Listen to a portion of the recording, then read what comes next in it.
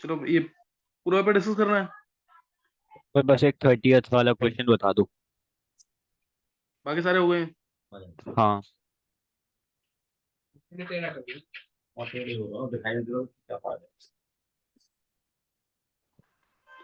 अगर एक इसको स्क्रीन को बड़ा कर दे एक बार।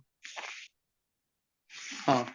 नहीं घर मैं 30 तो बता दूंगा तेरे को। एक बार तू स्टार्टिंग से निकाल ले जल्दी से, मैं हिंट दे दूं सबके। जल्दी से नोट कर लेंगे एक बार।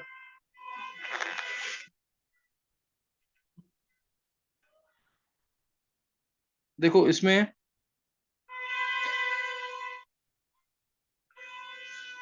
देखो 2 pi and half sigma bonds are present in. तुम्हें दिख रहा होगा 2 pi and half sigma bonds, ये किसमें होंगे? N2 प्लस का तुम निकालोगे तो इसमें 1 2 1 2 आता है लास्ट में, याद है ना? तो पाई 2 पी एक्स में 2 इलेक्ट्रॉन है, पाई 2 पी वाई में 2 इलेक्ट्रॉन है, और दो थे सिग्मा 2 पी जेड में। लेकिन सिग्मा 2 पी जेड में एक ही रह जाएगा। क्यों? क्योंकि N2 प्लस है ये, है ना? N2 प्लस है, तो इसलिए आंसर आ जाएगा 1। 1 आ जाएगा इसका आंसर, सही है। नेक्स्ट क्वेश्चन जो है वो है the chemical nature of hydrogen peroxide. Hydrogen peroxide में O की स्टेट -1 है, जो बढ़ सकती है 0 तक तो रिड्यूसिंग एजेंट, जो कम हो सकती है -2 तक तो ऑक्सीडाइज एजेंट। दोनों मीडियम में ये काम करेगा, सही ना? दोनों मीडियम में ये काम करेगा। तो ये ध्यान रखना इसके अंदर। आंसर आ जाएगा इसका सेकंड। फिर नेक्स्ट है di carboxylic acid. Di carboxylic acid in presence of dehydrating agent is least reactive to give an anhydride. Anhydride कौन देता है? जब दो COOH ग्रुप एडजेसेंट हो। तो पहले में, दूसरे में, तीसरे में एडजेसेंट है, फोर्थ वाले में OH ग्रुप है, एल्कोहल है, तो इसलिए आंसर आ जाएगा फोर्थ, ये नहीं देगा एनहाइड्राइड। फिफ्थ फोर्थ क्वेश्चन है कौन सा इसमें से सब कुछ ना तो साइड इक्वल है ना ही लेंथ कोई इक्वल है, सही ना? ना साइड इक्वल है ना लेंथ इक्वल है, तो वो तो ट्राइक्लिनिक होता है, मोस्ट अनसिमेट्रिकल सिस्टम। विल्किंसंस कैटलिस्ट, ये तुम्हें रटा होना चाहिए। RHCl PPH3 होल थ्राइस, सही ना? Chlorido tris triphenyl phosphine rhodium first. तो इसका आंसर सीधा आ जाएगा, वन ऑप्शन है ना? Yes sir. हाँ, वन ऑप्शन आ जाएगा।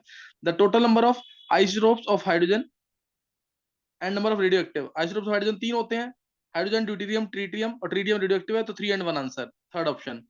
Fourth question, seventh question, the major product of the following reaction is. Major product पूछा है इसका, तो तुम्हें पता होगा ये है सेड्स रूल के अकॉर्डिंग। तो Br हटेगा और पीएच के साथ वाला H हटेगा, पीएच के साथ वाला H। तो ये हटाओगे तो तुम्हें एक यहां से हट जाएगा, और एक Br यहां से और H यहां से, ताकि दोनों कंजुगेशन में रहे, दोनों कंजुगेशन में रहे, इसलिए आंसर इसका आ जाएगा third option. Third option answer आ जाएगा, सही ना? नेक्स्ट क्वेश्चन है, नेक्स्ट क्वेश्चन है question number 8। The total number of isomers for square planar complex MfCl SCN NO2। SCN है तो NCS बन सकता है, यानी दो तो इधर से आ गया, और NO2 है तो ONO बन सकता है, दो यहाँ से आ गया। तो 2 × 2 4 ये आइसोमर बनेंगे टोटल इसके। ऑप्टिकल तो होनी नहीं है। 4 आइसोमर बनेंगे, और हर एक के 3 आइसोमर बनते हैं। हर एक के 3 आइसोमर बनते हैं, तुम्हें याद होगा, है ना? दो सेस और एक ट्रांस, तो इससे 4 × 3, 4 आइसोमर बने थे, हर एक के 3 3 3 3, यानी 12 आंसर आ जाएगा। क्लास में करा रखा है। फिर नेक्स्ट है hall Harold process, extraction chapter है, फोर्थ आंसर है।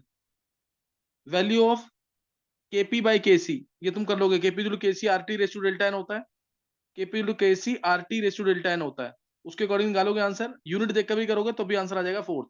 डेल्टा एन जी की वैल्यू निकालो, पहले में डेल्टा एन जी क्या है, 0 है, दूसरे में डेल्टा एन जी क्या है, 1 है, तीसरे में डेल्टा एन जी क्या है, -2। Kp/Kc RT/डेल्टा एन लगा देना। फिर नेक्स्ट है DCM एंड H2O, ये डिफरेंशियल एक्सट्रैक्शन में कौन सी लेयर बनाएंगे?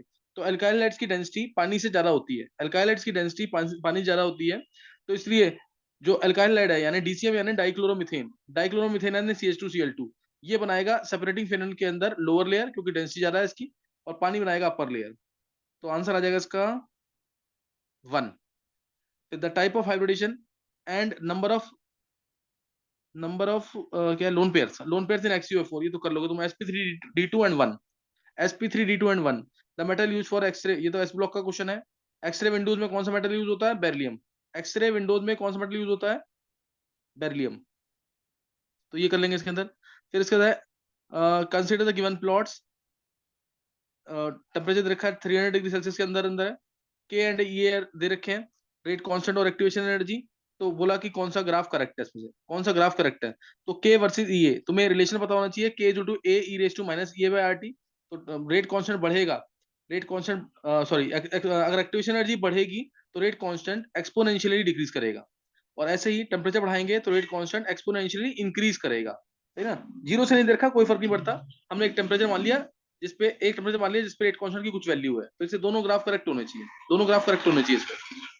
15th question, water filled in two glasses A and B, BOD बोल रखा है, बायोकेमिकल ऑक्सीजन डिमांड, ये 10 और 20 दे रखा है, दोनों की दोनों पॉल्यूटेड वाटर है, 0 से 5 के बीच में बीओडी होता है तो वो प्योर वाटर होता है, 5 से 17 के बीच में इम्प्योर होता है, 17 से ऊपर highly polluted water, highly polluted water होता है, और 5 से 17 में भी हाईली पॉल्यूटेड होता है।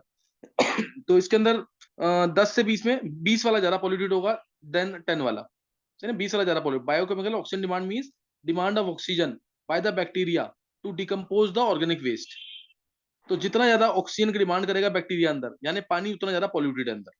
Demand of oxygen by the bacteria to decompose the organic waste present in water, जितना ज्यादा ऑक्सीजन की डिमांड करेगा बैक्टीरिया यानी पानी उतना ज्यादा पॉल्यूटेड है।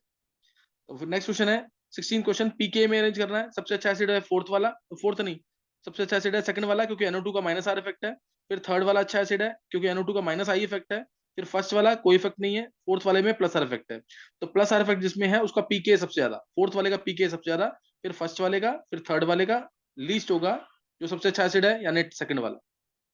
17 क्वेश्चन, गर्व देख ले पर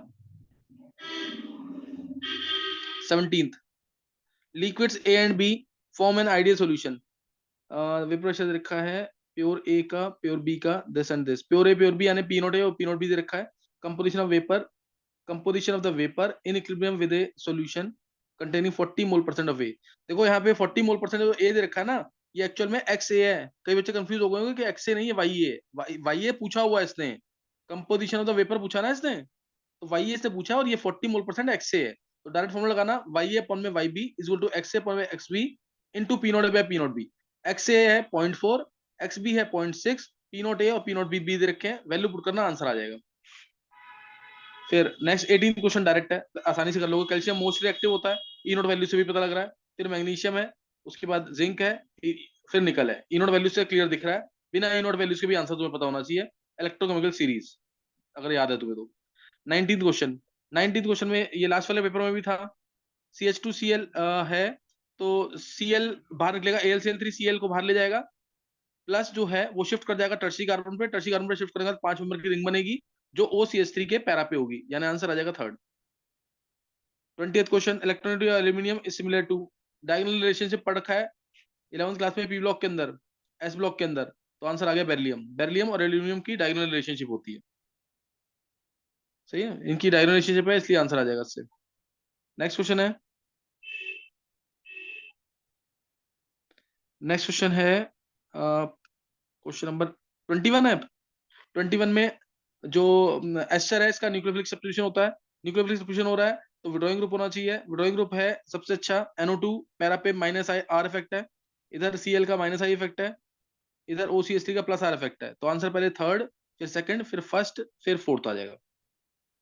फिर नेक्स्ट क्वेश्चन है 23rd, 23rd में डेल्टा एच तुम्हें दे रखा है, डेल्टा एच दे रखा है, ये क्वेश्चन लास्ट वाले पेपर में भी था, बोला कि choose the minimum temperature above which the process will be spontaneous, तो अबव विच बोला है तो पहले इक्विलिब्रियम पे टेम्परेचर निकाल लेंगे, इक्विलिब्रियम पे डेल्टा जी जीरो होता है, डेल्टा जी को जीरो रखोगे तो delta H equal to T delta S आ जाएगा, उससे टी निकालना 5 केल्विन आएगा, 5 केल्विन के ऊपर रिएक्शन स्पॉन्टेनियस होगी क्योंकि रिएक्शन है एंडोथर्मिक, डेल्टा एच की वैल्यू जो दे रखी है पॉजिटिव है।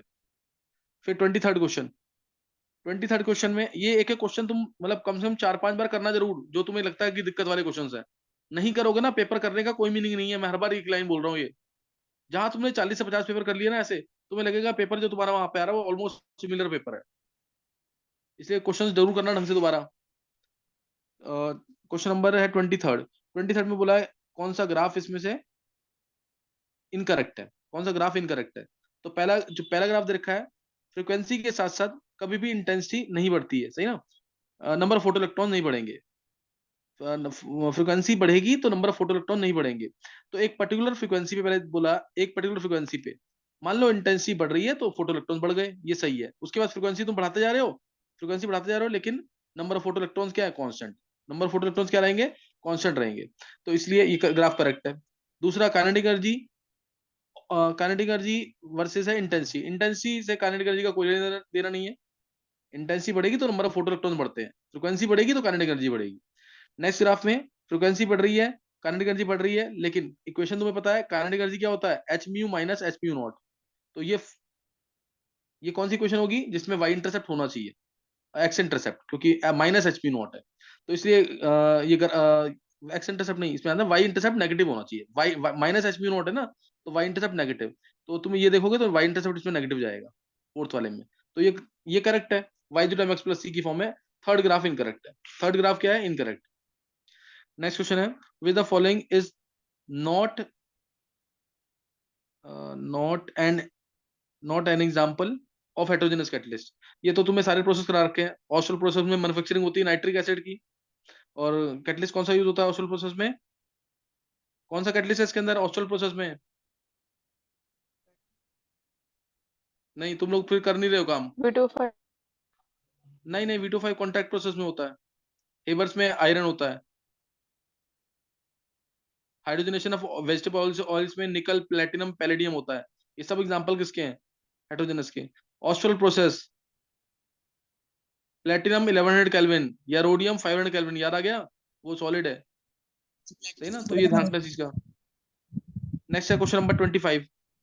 25 में ये पता है तुम्हें, लेंथ कॉन्ट्रैक्शन में एटॉमिक रेडियाई आयनिक रेडियाई दोनों डिक्रीज करते हैं with increase in atomic number. 26 question, कर ऊपर कर दे एक बार। 26 क्वेश्चन, ये तो मैंने तुम्हें बताया क्वेश्चन थोड़ा सा गलत आ गया है, आंसर इसका होगा सेकंड वाला। यहाँ बस ये कार्बन नहीं आना बीच में, स्ट्रेट लाइन आएगी, कार्बन नहीं आएगा। NH2 है, N2 प्लस बनेगा, N2 प्लस बनेगा तो N2 बाहर निकल जाएगा, प्लस आएगा, रिंग एक्सपेंशन होगी, रिंग एक्सपेंशन होगी, 6 की रिंग आ जाएगी, और आंसर आ जाएगा सेकंड वाला। ये वहां पे गलत आया था एनटीएम में। क्वेश्चन नंबर 25 क्या है बता दिया मैंने, तूने देखा नहीं है। Decrease in atomic as well as ionic radii, ये क्लास में करा रखा है मैंने, ये नोट्स पढ़ोगे, नोट्स में लिखा हुआ है। Regular decrease in atomic and ionic radii with increasing atomic number is called as lanthanoid contraction.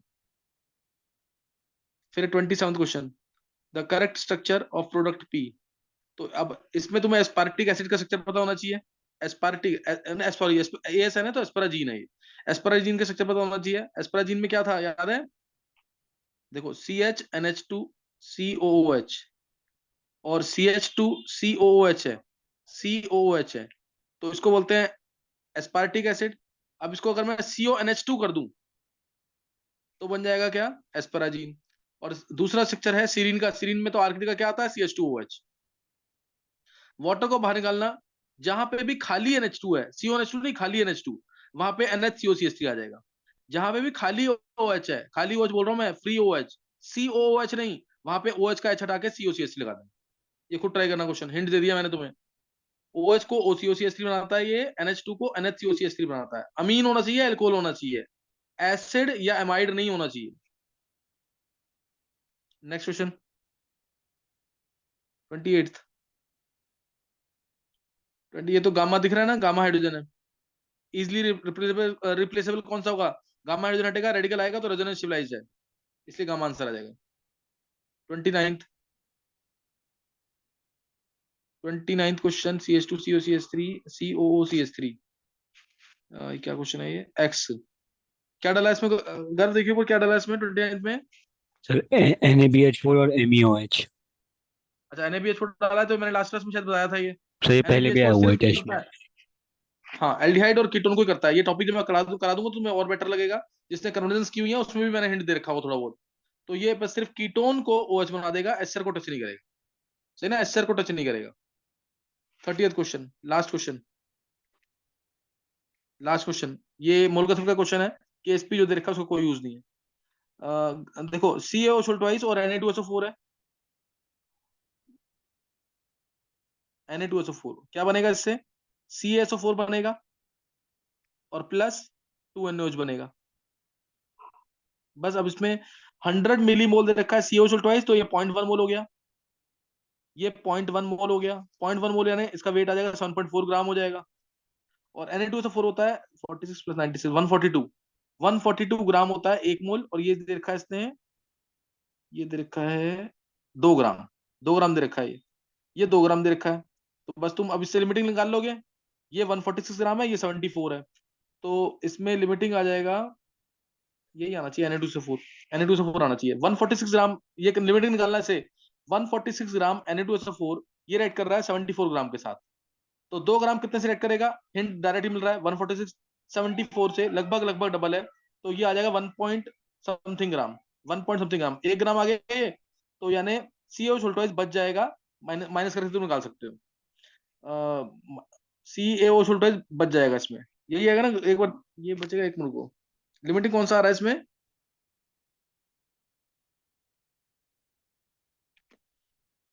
Sir यही आएगा शायद Na2SO4। Na2SO4 लिमिटिंग आ रहा है, तो ये पूरा खत्म हो जाएगा और ये सीओ छोल्टोइज बच जाएगा।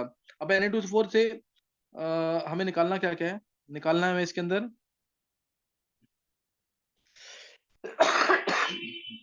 निकालना है इसके अंदर क्या, गर्भ से बताइए क्या निकालना है, मैं एक्चुअली फोन से ले रहा हूँ क्लास।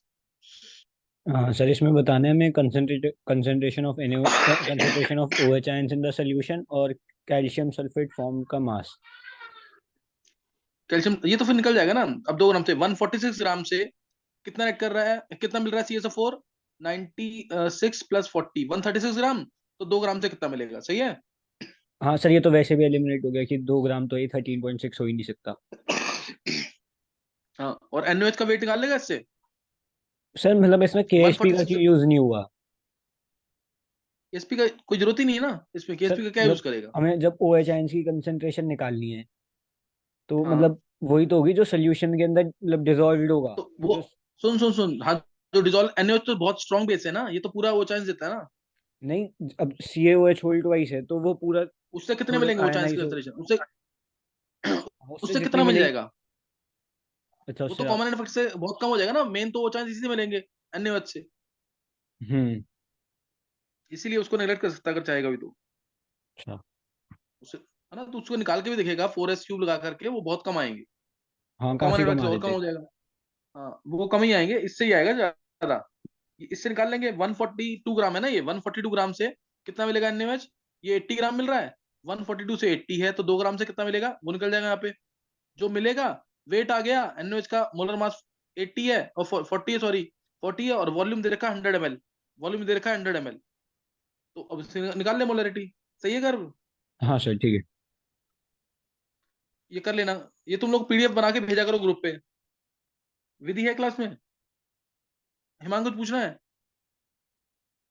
तो पी ब्लॉक का टेस्ट है उसके बाद और मतलब और किस किस चीज का टेस्ट है? पीरियोडिक प्रॉपर्टीज केमिकल बॉन्डिंग, इस ब्लॉक पीरियोडिक का क्या प्रॉपर्टीज है? केमिकल बॉन्डिंग, हाँ वो पढ़ना है, S ब्लॉक P ब्लॉक पढ़ना है वो, डेविल्स का भी होगा ना पी तो ब्लॉक उसमें? स्टेट्स ऑफ मैटर नहीं आ रहा। नहीं स्टेट्स मैटर नहीं है, ये इनऑर्गेनिक वाला बहुत इंपॉर्टेंट टेस्ट है, इसको ढंग से दे देना, इसको ढंग से देना है बिल्कुल।